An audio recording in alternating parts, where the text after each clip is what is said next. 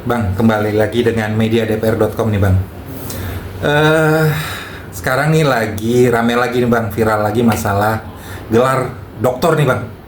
Abang pernah dengar nggak nih Bang gelar doktor Bang yang lagi rame Bang? Si Bahlil Ya, Bang. saya beberapa hari ini memang saya lihat di medsos, di media, di TV pun juga ramai dibahas masalah dokter seseorang ya. Apalagi dia salah satu top figur ya, ketua umum salah satu partai dan memang sudah lama duduk di kabinetnya Jokowi. Nah, tahu-tahu ujuk-ujuk dia mempertanggungjawabkan gelar doktor disertasinya di Rektorat UI. Nah, selama ini kan saya juga nggak tahu dia sudah ikut SKSG-nya kapan, tapi yang berkembang itu kan belum 2 tahun dia sudah bisa menyandang gelar doktor dengan cum laude lagi. Nah, ini gimana penelitiannya, bagaimana risetnya, bagaimana tulisannya, bagaimana, dan kapan juga dia datang ke kampus. Nah, ini kan bukan universitas terbuka, ini Universitas Indonesia, nggak main-main. Universitas salah satu yang terbaik saya pikir di dunia ya, karena membawa nama besar negara. Saya aja alumni UI nggak berani ngambil dokter kalau memang saya tidak kuasai ilmunya. Nah, ini sibuk di kabinet tetapi tahu bisa riset atau penelitian atau apa, dia ikut program doktor di Universitas Indonesia. Bang, abang kan nih alumni UI Bang. Ya kan, abang tahu banyak lah tentang UI, tentang proses belajar mengajarnya seperti apa, ya kan? Nah, mungkin nggak sih Bang dalam waktu cuma 1 tahun 8 bulan, itu bisa selesai Bang? Nah, ini semua kembali lagi kepada rektorat dan programnya ini seperti apa dan promonya juga seperti apa. Dan ini saya sebagai alumni UI ya bingung gitu, kapan dia penelitian, siapa kopromotornya, bagaimana dia selama ini dengan kampus, kan nggak kelihatan. Apa memang kuliahnya diam-diam, memang tidak setiap hari kuliah, tapi kan semua ada risetnya, ada penelitian. Artinya pertanggungjawaban ilmiahnya itu, pertanggungjawaban akademiknya itu harus dipertanggungjawabkan, nggak main-main gitu. Nah, ini promotornya sendiri pun saya lihat dapat posisi sebagai komisaris di PT Jasa Marga terkait dengan promotornya untuk menjadikan Bahlil seorang doktor. Nah, ini apa ada connect-nya, apa ada barternya. Nah, ini kita nggak tahu ya, walau alam ya. Tapi yang jelas ini santer rame bahwa promotornya itu dikasih jabatan sebagai komisaris di PT Jasa Marga. Nah, jadi saya pikir semua kembali lagi kepada guru besar di UI, alumni UI, ya. Setuju tidak? Sependapat tidak dengan mengambil dokter kurang dari 2 tahun? Nah, kan yang kita kejar ini kan bukan gelarnya, pertanggungjawaban akademik ilmiahnya. Nah, kalau di perguruan tinggi lain silakan aja deh ya. Banyak tuh saya lihat ASN dia ngambil doktor, dia ngambil profesor, tapi nggak tahu kapan kuliahnya dan bagaimana pertanggungjawaban akademinya kita nggak tahu. Tapi silakan aja. Tapi jangan UI dong. UI nggak main-main loh, ya. Nama besar satu perguruan tinggi yang membawa nama bangsa.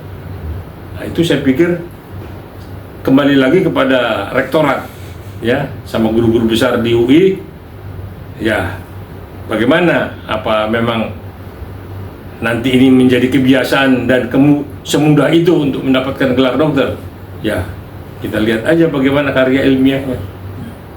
Bang, tapi kan sudah ada nih Bang penjelasan dari pihak UI Bang, katanya itu ada 2 jalur Bang. Satu melalui jalur riset, yang satu lagi memang jalur yang kuliah pada umumnya bang harus hadir segala macam.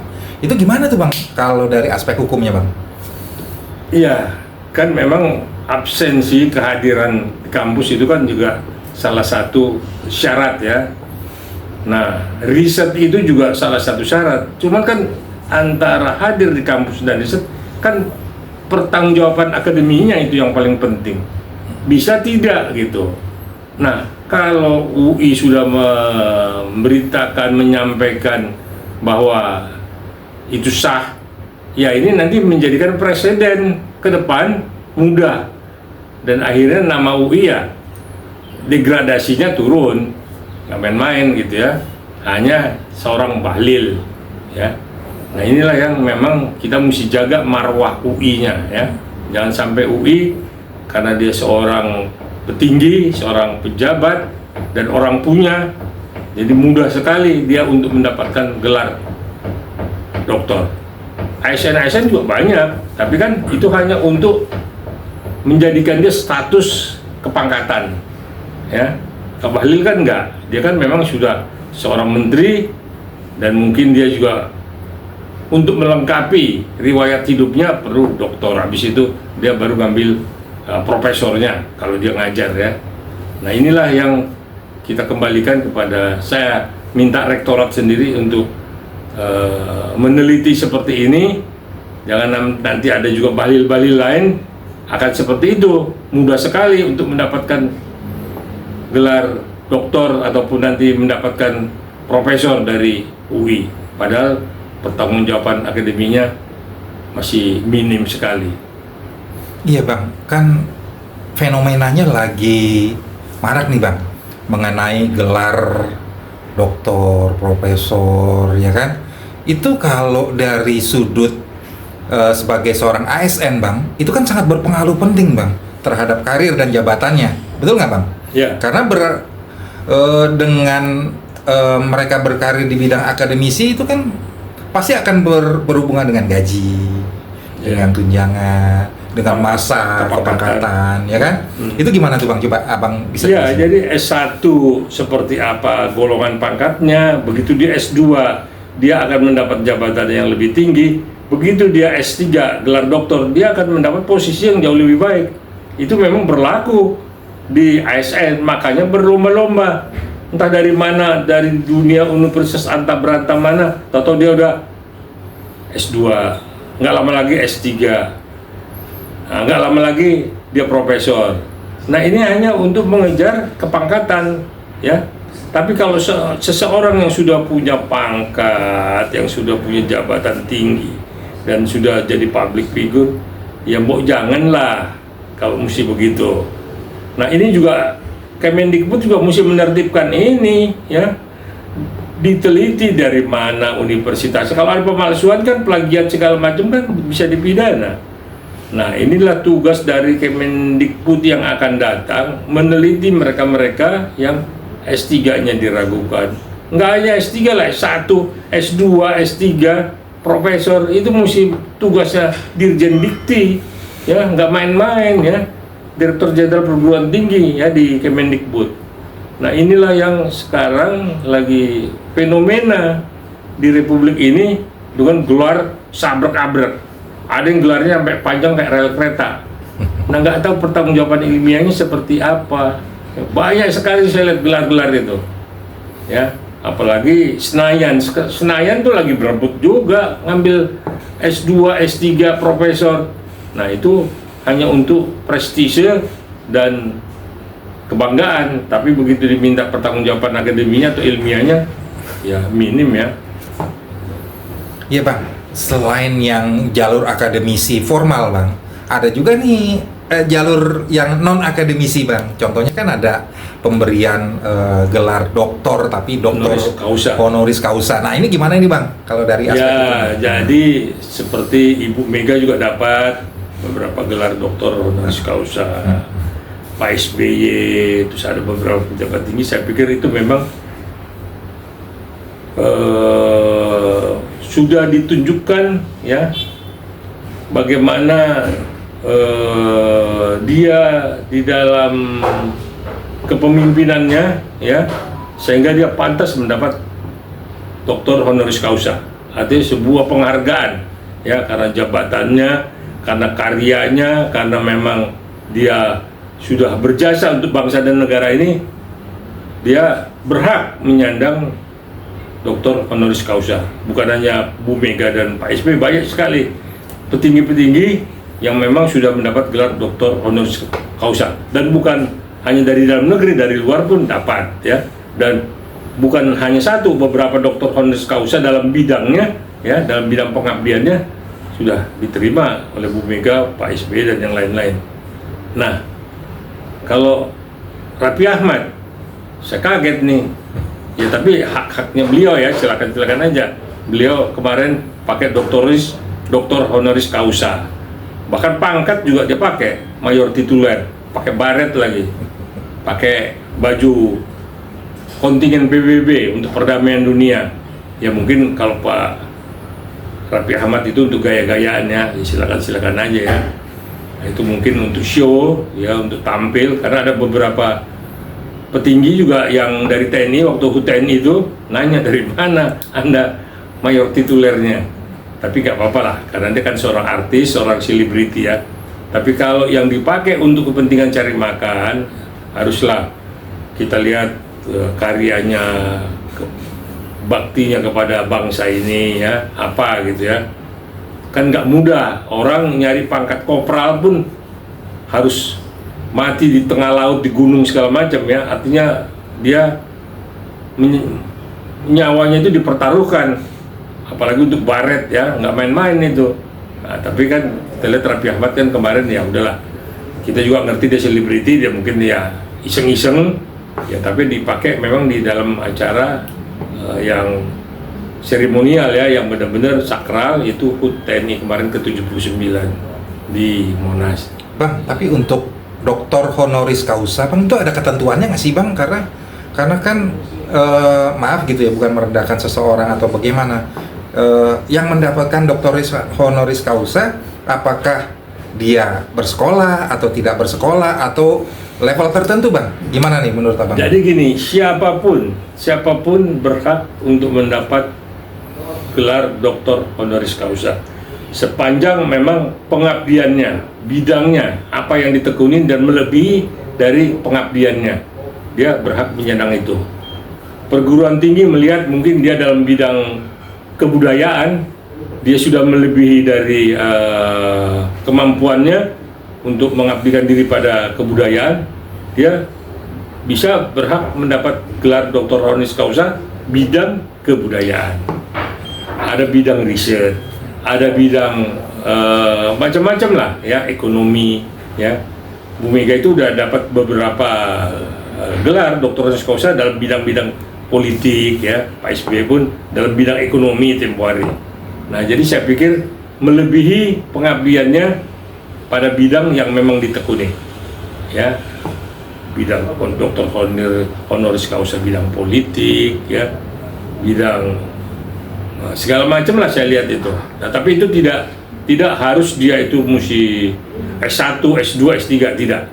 Tapi dia yang jelas kemampuan dia, baktinya dia melebihi daripada bidang yang ditekunin.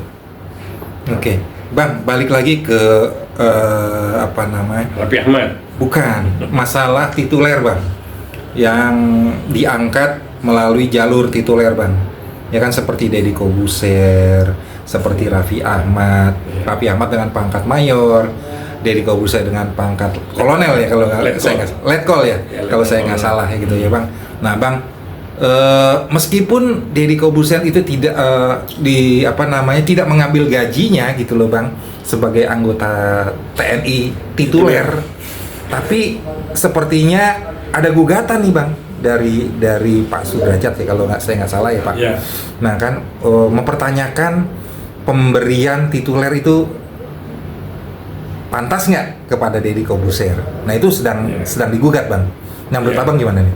Ya, salah satu yang memang protes itu Pak Bagus, Ketua Komisi 1 DPR RI, Pak Hasan Bagus ya, yang bekas Sekmil dulu, itu juga menanya dari mana itu kok bisa semudah itu dapat pangkat tituler. Jadi inilah yang memang kita lihat, aturan itu banyak sekali yang memang nggak jelas ya.